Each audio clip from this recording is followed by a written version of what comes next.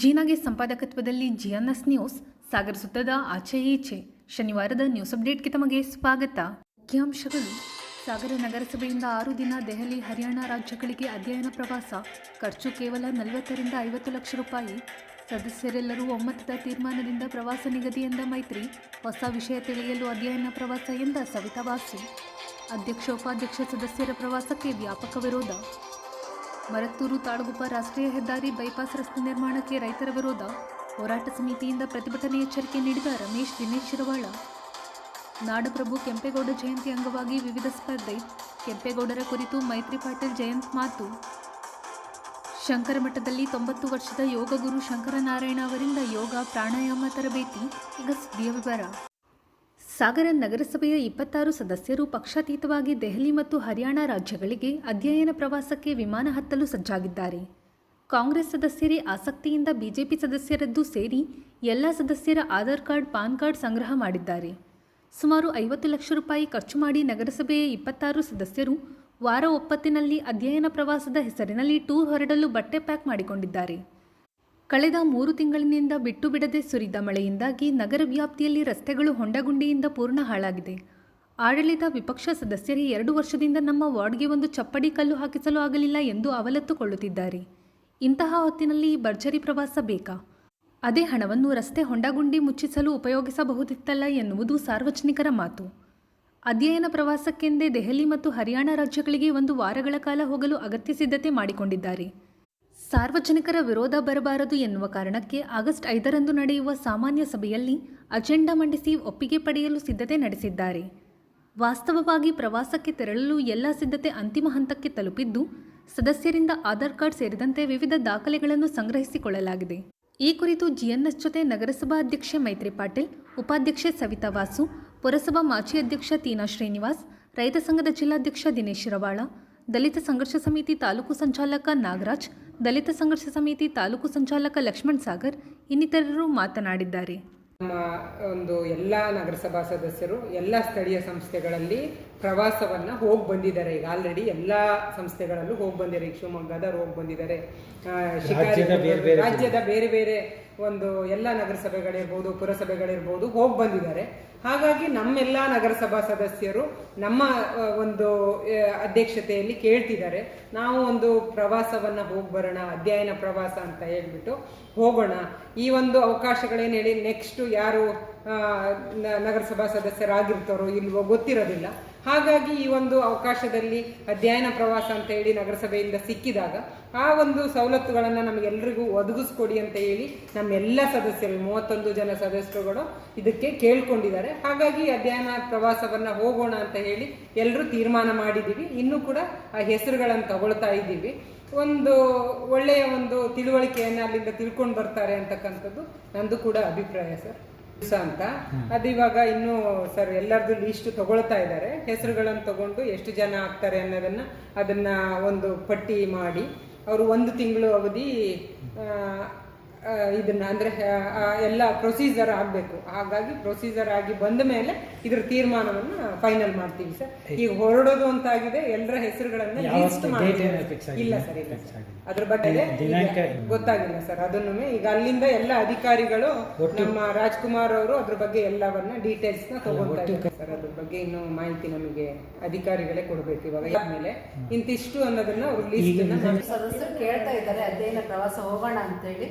ಹಾಗೆ ಮುಂದಿನ ದಿನಗಳಲ್ಲಿ ತುಂಬ ಜನ ಎಲೆಕ್ಷನ್ ನಿಂತು ಗೆಲ್ಲುವ ಉತ್ಸಾಹದಲ್ಲಿದ್ದಾರೆ. ಈ ಅಧ್ಯಯನ ಪ್ರವಾಸವನ್ನು ಮಾಡಿದ ನಂತರ ಅದನ್ನು ಅಳವಡಿಸ್ಕೊಳ್ಳಿಕ್ಕೆ ಅನುಕೂಲ ಆಗುತ್ತೆ ಅನ್ನೋ ದೃಷ್ಟಿಯಿಂದ ನಾವೆಲ್ಲ ಅಧ್ಯಯನ ಪ್ರವಾಸಕ್ಕೆ ಹೊರಡ್ತಾ ಇದ್ದೇವೆ. ವಿಲೇವಾರಿ ಘಟಕಗಳನ್ನೆಲ್ಲ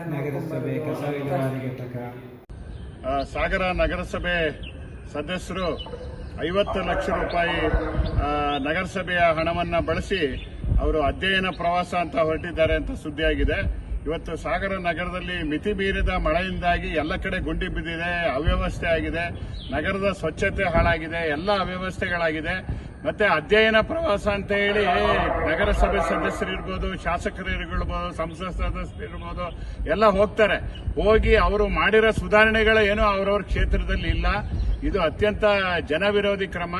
ಈ ಸಾರ್ವಜನಿಕರ ಹಣ, ತೆರಿಗೆ ಹಣವನ್ನ ಇವತ್ತು ಮಿತವೇ ಒಂದು ಹಾಳು ಮಾಡ್ತಕ್ಕಂಥ ವ್ಯವಸ್ಥೆ ಇದು. ಇವತ್ತು ನಗರಸಭೆ ಸದಸ್ಯರು ಕಡ್ಡಾಯವಾಗಿ ಮಾಡಬೇಕಾದಂತ ಕೆಲಸ ಅಂದ್ರೆ ನಗರ ಸ್ವಚ್ಛತೆ ಕಾರ್ಯ, ಕುಡಿಯ ನೀರಿನ ಸರಬರಾಜು, ಬೀದಿ ದೀಪ ಹಾಕೋದು, ನಗರಸಭೆಗೆ ಬಂದಂತ ನಾಗರಿಕರಿಗೆ, ತೆರಿಗೆದಾರರಿಗೆ ಇವತ್ತು ಗೌರವದಿಂದ ಕಂಡು ಜನರ ಕೆಲಸ ಮಾಡ್ತಾರೆ. ಏನು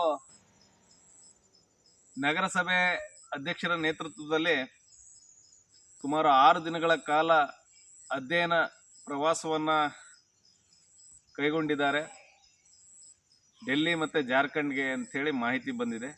ಕೆಲವು ಮಾಧ್ಯಮ ಮಿತ್ರರು, ಪತ್ರಕರ್ತರು ಈ ಬಗ್ಗೆ ಪ್ರತಿಕ್ರಿಯೆಯನ್ನು ಕೇಳಿದ್ದು, ನಮ್ಮ ಅಭಿಪ್ರಾಯದಲ್ಲಿ ಈ ಸಂದರ್ಭದಲ್ಲಿ ಇದು ಅನಾವಶ್ಯಕವಾಗಿತ್ತು ಅಂಥೇಳಿ ಭಾವಿಸ್ಕೊಂಡಿದ್ದೇವೆ. ಸುಮಾರು 50 ಲಕ್ಷ ವ್ಯಯ ಮಾಡಿ ಅಧ್ಯಯನವನ್ನು ಮಾಡಿ ಈಗ ಅದನ್ನು ಕಾರ್ಯಗತ ಮಾಡಲಿಕ್ಕೆ ಸಾಕಷ್ಟು ಸಮಯ ಬೇಕಾಗ್ತದೆ. ಆದರೆ ಈಗಿರ್ತಕ್ಕಂಥ ಜನಪ್ರತಿನಿಧಿಗಳಿಗೆ, ನಗರಸಭೆ ಜನಪ್ರತಿನಿಧಿಗಳಿಗೆ ಕೇವಲ 2-2.5 ತಿಂಗಳು ಮಾತ್ರ ತಮ್ಮ ಕಾಲಮಿತಿ, ತಮ್ಮ ಅಧಿಕಾರ ಸಮಯ ಇರೋದ್ರಿಂದ ಇದು ಈ ಸಂದರ್ಭದಲ್ಲಿ ಅಪ್ರಸ್ತುತ ಅಂಥೇಳಿ ನಾವು ಭಾವಿಸ್ಕೊಂಡಿದ್ದೀವಿ. ನಗರಸಭೆ ವ್ಯಾಪ್ತಿಯಲ್ಲಿ ಅನೇಕ ಕಾರ್ಯಗಳು ಬಾಕಿ ಇರುವಾಗ, ರಸ್ತೆಗಳು ಹೊಂಡ ಗುಂಡಿ ಬಿದ್ದು ಜನರು ದಿನ ಪರದಾಡ್ತಾ ಇರುವಾಗ, ಆ ಗುಂಡಿ ಮುಚ್ಚತಕ್ಕಂಥ ಕೆಲಸಗಳಿಗೆ ಹಣ ಇದೆಯೋ ಇಲ್ಲೋ ಅಂತೇಳಿ ಜನರಿಗೆ ಅನುಮಾನ ಶುರುವಾಗಿರುವಾಗ 50 ಲಕ್ಷ ವ್ಯಯ ಮಾಡಿ ಅಧ್ಯಯನ ಶಿಬಿರಕ್ಕೆ ಅಥವಾ ಅಧ್ಯಯನ ಪ್ರವಾಸಕ್ಕೆ ಹೋಗ್ತಕ್ಕಂಥ ಎಷ್ಟರ ಮಟ್ಟಿಗೆ ಸರಿ ಅಂಥೇಳಿ ನಾವೆಲ್ಲರೂ ಕೂಡ ಯೋಚನೆ ಮಾಡಿದ್ವಿ. ತಾವು ಕೂಡ ಇನ್ನೊಂದು ಬಾರಿ ಯೋಚನೆ ಮಾಡಬೇಕಾಗ್ತದೆ. ಶಾಸಕರು ಈ ಬಗ್ಗೆ ಯೋಚನೆ ಮಾಡಿ ತಮ್ಮ ಅಭಿಪ್ರಾಯವನ್ನು ದಾಖಲು ಮಾಡಬೇಕು. ಮತ್ತು ಸಾಗರ ನಗರಸಭೆಯ ರಸ್ತೆಗಳು ಇವತ್ತು ಹೊಂಡಗುಂಡಿಗಳಿಂದ ಸಂಪೂರ್ಣ ತುಂಬಿ ಹೋಗಿದೆ. ಸಾಗರದ ಮಾರ್ಕೆಟ್ ರಸ್ತೆಯಲ್ಲಿ ಇವತ್ತು ಜನ ಓಡಾಡಲಿಕ್ಕೆ ತುಂಬ ಪರದಾಡ್ತಕ್ಕಂಥ ಸ್ಥಿತಿ ನಿರ್ಮಾಣ ಆಗಿದೆ.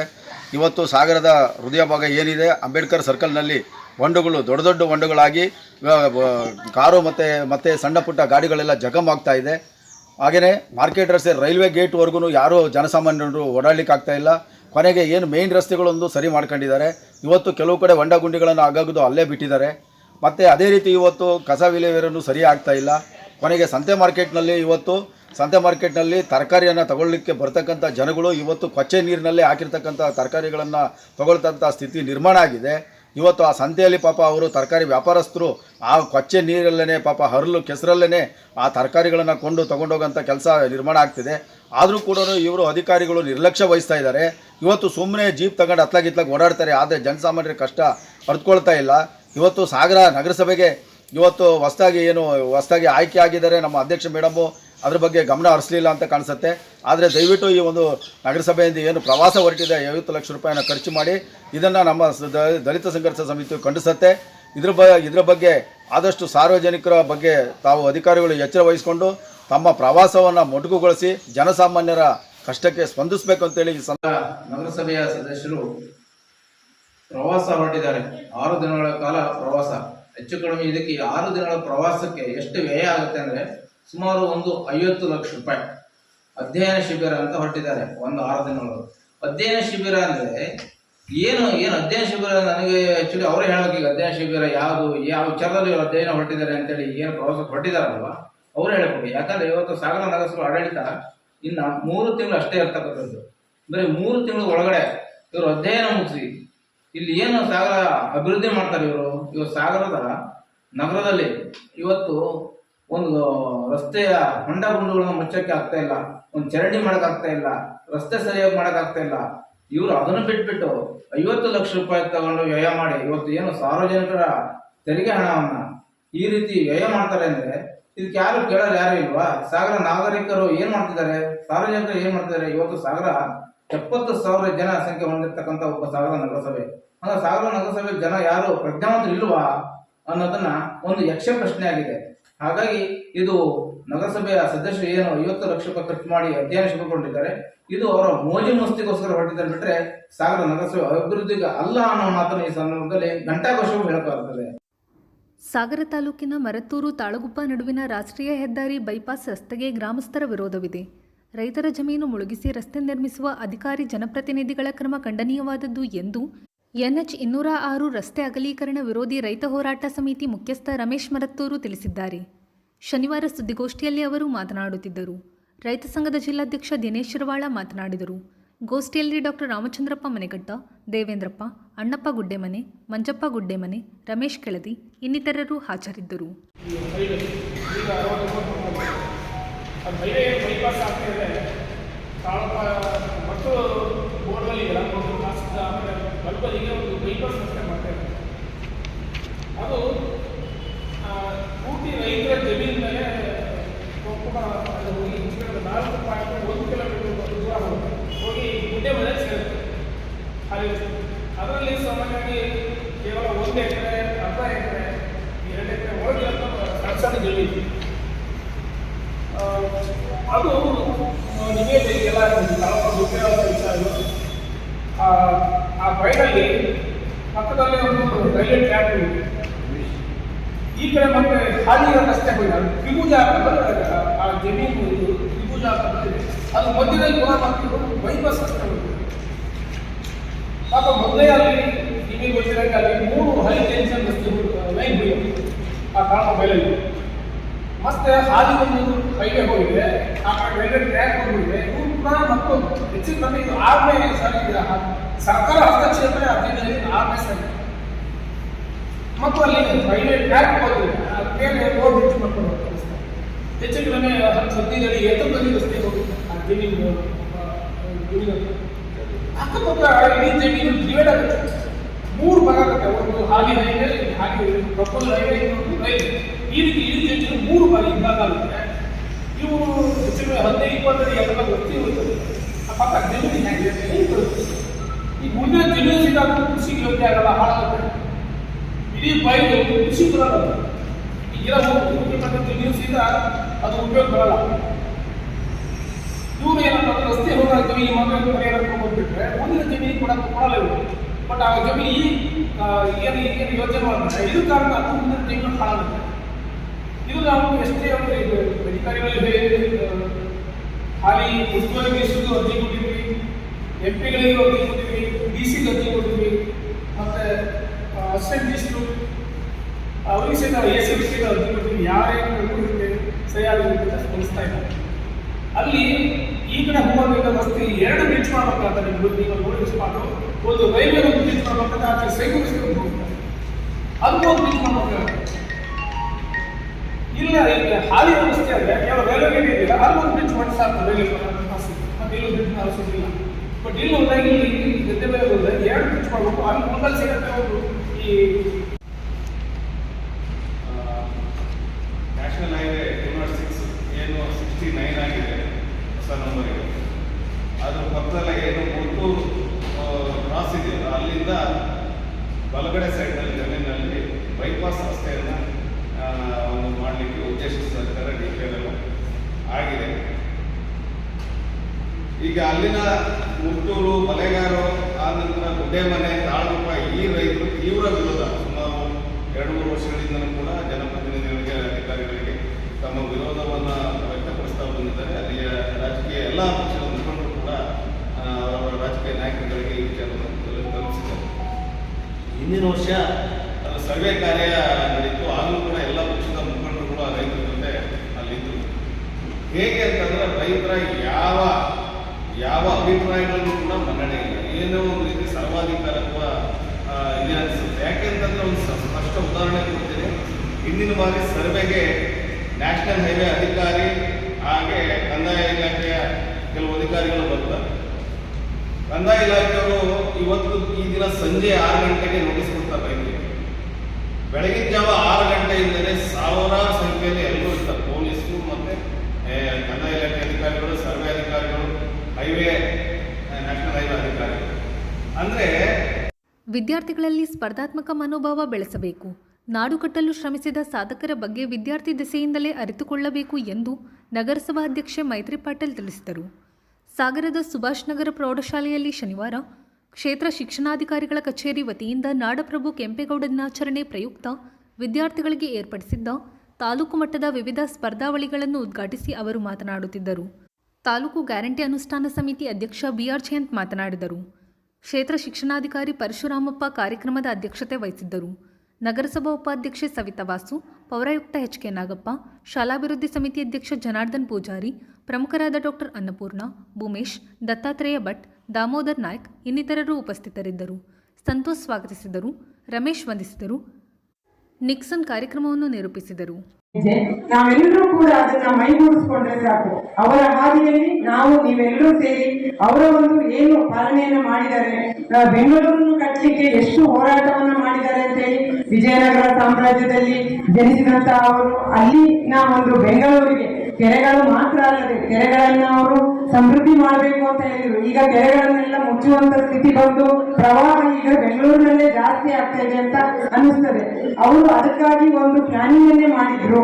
ಈ ರೀತಿಯಾಗಿ ಬೆಂಗಳೂರು ಇರಬೇಕು, ಕಲೆ, ಸಂಸ್ಕೃತಿ, ಸಾಹಿತ್ಯ ಇವುಗಳಿಗೆ ಹೆಚ್ಚಿನ ಅವರು ಆದ್ಯತೆಯನ್ನ ಕೊಟ್ಟು ಬೆಂಗಳೂರನ್ನ ಒಂದು ರೀತಿಯಲ್ಲಿ ಗೊತ್ತಾ ಬಂದಂತಹ ಜನರಿಗೆಲ್ಲರಿಗೂ ಕೂಡ ಇವತ್ತು ಉದ್ಯಮವನ್ನ ಕೊಟ್ಟು ಉದ್ಯೋಗವನ್ನ ಕೊಟ್ಟು ಜನಗಳು ಅಲ್ಲಿ ಬದುಕಿದ್ದಾರೆ ಅಂತ ಅಂದ್ರೆ ಅದಕ್ಕೆ ನಮ್ಮ ನಾಡಪ್ರಭು ಕೆಂಪೇಗೌಡರ ಒಂದು ಪರಿಶ್ರಮ ಅಂತ ಹೇಳಲಿಕ್ಕೆ ನಾನು ಹೆಮ್ಮೆ ಪಡ್ತೇನೆ. ಅವರು ಹಾಕಿಕೊಟ್ಟಂತಹ ದಾರಿಯಲ್ಲಿ ಅಂದ್ರೆ ಎಲ್ಲ ಒಂದು ಆಡಳಿತವನ್ನ ಅವರು ಯಾವ ರೀತಿಯಾಗಿ ಅಚ್ಚುಕಟ್ಟಾಗಿ ನಡೆಸಿಕೊಂಡು ಹೋಗಿದ್ರು ಅಂತಂದ್ರೆ ಇವತ್ತಿನ ಎಲ್ಲಾ ರಾಜಕಾರಣಿಗಳು ಕೂಡ ಅವರ ಒಂದು ಮಾರ್ಗವನ್ನ ಅನುಸರಿಸಿದ್ರೆ ಸಾಕು, ಉತ್ತಮ ಒಂದು ಆಡಳಿತವನ್ನು ನೀಡಲಿಕ್ಕೆ ಅವರ ಒಂದು ಪ್ರೋತ್ಸಾಹ ಹೇಗಿತ್ತು ಅಂತಕ್ಕಂಥದ್ದನ್ನ ನಾವೆಲ್ಲರೂ ಕೂಡ ಅದನ್ನ ನೆನಪಿನಲ್ಲಿ ಇಟ್ಕೋಬೇಕು. ಈ ರೀತಿಯಾದಂತಹ ಒಂದು ಕೆಂಪೇಗೌಡರ ಒಂದು ಜಯಂತಿಯನ್ನ ಬರೀ ಜಯಂತಿಯಾಗಿ ಆಚರಣೆ ಮಾಡದೆ ಅವರ ಒಂದು ಮಾರ್ಗವನ್ನ ನೀವೆಲ್ಲರೂ ಸೇರಿ ಅನುಷ್ಠಾನಕ್ಕೆ ತರಬೇಕು ಅಂತ ಹೇಳ್ತಾ, ಶಿಕ್ಷಕರು ಹೇಳಿಕೊಟ್ಟಂತಹ ಮಕ್ಕಳಲ್ಲಿ ಶಿಕ್ಷಕರು ಇವತ್ತು ಎಲ್ಲ ಪ್ರಬಂಧ ಸ್ಪರ್ಧೆ ಇರಬಹುದು, ಅನೇಕ ಕ್ವಿಜ್ಗಳಿರ್ಬಹುದು, ಈ ರೀತಿಯ ಒಂದು ಸಾಂಸ್ಕೃತಿಕ ಸ್ಪರ್ಧೆಗಳನ್ನ ಏರ್ಪಡಿಸಿದ್ದಾರೆ. ಇದರಲ್ಲಿ ಏನೇಳಿ ಭಾಗವಹಿಸೋದು ನಿಮಗೆ ಬರೀ ಶಿಕ್ಷಣ ಮಾತ್ರವಲ್ಲ, ಶಿಕ್ಷಣ ಮತ್ತು ಸಮಾಜದಿಂದಲೂ ಕೂಡ ನಾವು ಒಳ್ಳೆಯ ವಿಷಯವನ್ನ ಕಲಿಯೋದ ಅಂತಕ್ಕಂಥದ್ದು ತುಂಬಾ ಇರ್ತದೆ. ನಾವು ಏನು ಅಂತಂದ್ರೆ ನಮ್ದು ಭಾರತ ದೇಶ ಸಾಂಸ್ಕೃತಿಕ ದೇಶ, ಸಂಸ್ಕಾರವನ್ನ ಉಳಿಸಿ ನಮ್ಮ ದೇಶದಲ್ಲಿ ಈ ಕೆಂಪೇಗೌಡರ ತರ ಸ್ವಾತಂತ್ರ್ಯ ಬರೋಕ್ಕಿಂತ ಮೊದಲು ಸುಮಾರು 560 ಜನ ಪಾಳೆಗಾರರಿದ್ರು. 560 ಜನ. ಈ ನಮ್ಮ ಸಾಗರಕ್ಕೂ ಕೂಡ ಪಾಳೆಗಾರರಿದ್ರು. ಕೆಳದಿ ಶಿವಪ್ಪ ನಾಯಕರು ಅಂತೇಳಿ, ವಿಜಯನಗರದ ಅರಸರಿದ್ರು. ಹೀಗೆ ಬೇರೆ ಬೇರೆ ಪಾಳೆಗಾರರು ಕೆಲವರು ಜನಕ್ಕೆ ಅನುಕೂಲ ಆಗೋ ರೀತಿ ಕೆಲಸವನ್ನು ಕೂಡ ಮಾಡಿದ್ದಾರೆ. ಈಗ ಸಾಗರವನ್ನು ಕಟ್ಟಿದ್ದು ಒಬ್ಬರ ಪಾಳೆಗಾರರು ಸದಾಶಿವ ನಾಯಕ ಅಂತ ಹೇಳಿ. ಈ ಗಣಪತಿ ಕೆರೆಗೆ ಅವರೇ ಹೆಸರಿಟ್ಟಿದ್ರು. ಅವರೇ ಗಣಪತಿ ಕೆರೆ ಕಟ್ಟಿ ಸದಾಶಿವ ಸಾಗರ ಅಂತ. ಕ್ರಮೇಣ ಇದು ಸದಾಶಿವ ಹೋಗಿ ಸಾಗರ ಮಾತ್ರ ಉಳಿತು. ಹಾಗಾಗಿ ಇದು ಸಾಗರ ಆಗಿದೆ. ಹೀಗೆ ಕೆರೆ, ಕಟ್ಟೆ, ದೇವಸ್ಥಾನಗಳು, ಈ ರೀತಿಯ ಅನೇಕ ಜನರಿಗೆ ಬೇಕಾದಂತ ಅಭಿವೃದ್ಧಿಯನ್ನ ಆ ಕಾಲದಲ್ಲಿ ಪಾಳೆಗಾರರು ಮಾಡಿದರು. ಮಹಾತ್ಮ ಗಾಂಧೀಜಿಯವರ ನೇತೃತ್ವದಲ್ಲಿ ಸ್ವಾತಂತ್ರ್ಯದ ಚಳುವಳಿಯ ಆದ್ಮೇಲೆ ಈ ಎಲ್ಲ ಪಾಳೆಗಾರರ ಪ್ರದೇಶಗಳು ಕೂಡ ಈ ದೇಶದ ಭಾರತದ ಸುಂದರ ಮತ್ತು ಆರೋಗ್ಯಪೂರ್ಣ ಬದುಕಿಗಾಗಿ ಯೋಗ ಅತ್ಯಗತ್ಯ. ಯೋಗ ಕಲಿತರೆ ರೋಗದಿಂದ ದೂರ ಉಳಿಯಬಹುದು ಎಂದು ದಕ್ಷಿಣ ಕನ್ನಡ ಜಿಲ್ಲಾ ನಿವೃತ್ತ ವರಿಷ್ಠ ಶಿಕ್ಷಣಾಧಿಕಾರಿ ಶಂಕರನಾರಾಯಣ ಶಾಸ್ತ್ರಿ ತಿಳಿಸಿದರು. ಸಾಗರದ ಭಾರತೀ ತೀರ್ಥ ಸಭಾಭವನದಲ್ಲಿ ಶುಕ್ರವಾರ ಶೃಂಗೇರಿ ಶಂಕರಮಠ, ವಿಜಯನಗರ ನಾಗರಿಕ ವೇದಿಕೆ, ಅಭಿನಯ ಸಾಗರ ಮತ್ತು ನಮ್ಮ ಸಮಾಚಾರ ಪತ್ರಿಕೆ ವತಿಯಿಂದ ಹಮ್ಮಿಕೊಳ್ಳಲಾಗಿದ್ದ 3 ದಿನಗಳ ಯೋಗ ಮತ್ತು ಪ್ರಾಣಾಯಾಮ ತರಬೇತಿ ಶಿಬಿರವನ್ನು ಉದ್ಘಾಟಿಸಿ ಅವರು ಮಾತನಾಡುತ್ತಿದ್ದರು. ವೇದಿಕೆಯಲ್ಲಿ ಮಾಸನಂಜುಂಡಸ್ವಾಮಿ, ಅಶ್ವಿನಿ ಕುಮಾರ್, ನಾಗರಾಜ್, ಪರಶುರಾಮಪ್ಪ ಇ, ಜ್ಯೋತಿ ನಂಜುಂಡಸ್ವಾಮಿ, ಜ್ಯೋತಿ ಮಣೂರು ಇನ್ನಿತರರು ಹಾಜರಿದ್ದರು. ನೇತ್ರ ಉಡುಪ ಪ್ರಾರ್ಥಿಸಿದರು. ನಾರಾಯಣಮೂರ್ತಿ ಸ್ವಾಗತಿಸಿದರು. ಬದ್ರಿನಾಥ್ ವಂದಿಸಿದರು. ಕೌಶಿಕ್ ಕಾನಗೋಡು ಕಾರ್ಯಕ್ರಮ ನಿರೂಪಿಸಿದರು. ಯಾಕಂದ್ರೆ ಈ ಜರ್ಮ್ಸ್ ಪುರಾಣ ನಾವು ಹುಡುಕ ಹೋದ್ರೆ ಇದನ್ನು ಹಿಂದೆ ಮುಂದೆ ಏನು ಕಂಡಿಡಿಯೋಕ್ಕಾಗೋದಿಲ್ಲ. ಯಾರಾದ್ರೂ ಕೋವಿಡ್ ಜರ್ಮ್ಸ್ ಬರುತ್ತೆ ಕನಸಿದ್ದೀರಾ? ಒಂದೊಂದು ಜರ್ಮ್ಸಿಗೆ ಬೇಕಾದ ಸಂಶೋಧನೆ ಮಾಡಿ ಅದನ್ನು ನಿವಾರಣೆ ಮಾಡೋದು ಬೇಕಾದಂಥ ಔಷಧ ಕಂಡುಹಿಡಿಯುವಾಗ ಮತ್ತೊಂದು ತಯಾರಾಗುತ್ತೆ. ಅದಕ್ಕೆ ಸಂಶೋಧನೆ ಮಾಡುವಾಗ ಇನ್ನೊಂದು ತಯಾರಾಗುತ್ತೆ. ಇವತ್ತು ಕೊಟ್ಟಂತ ಔಷಧ ನಾಳೆ ಅದು ಉಪಯೋಗಕ್ಕೆ ಬರೋದಿಲ್ಲ. ಆ ದೃಷ್ಟಿಯಿಂದ ಪಾಶ್ಚಾತ್ಯ ವೈಜ್ಞಾನದ ಮೂಲಭೂತವಾದ ಈ ಆಧಾರ ಇದೆಯಲ್ಲ, ಇದೇ ಆಧಾರ ರಹಿತವಾಗಿದೆ. ಹಾಗಾದ್ರೆ ಮೂಲ ಆಧಾರ ಏನು? ಬಿರುಗಾಳಿಯಿಂದ ಇದು ಶನಿವಾರದ ಸಮಗ್ರ ಸುದ್ದಿ. ನಿರಂತರ ಸುದ್ದಿಗಾಗಿ ನೋಡ್ತಾ ಇರಿ GMS ನ್ಯೂಸ್. ನಮಸ್ಕಾರ.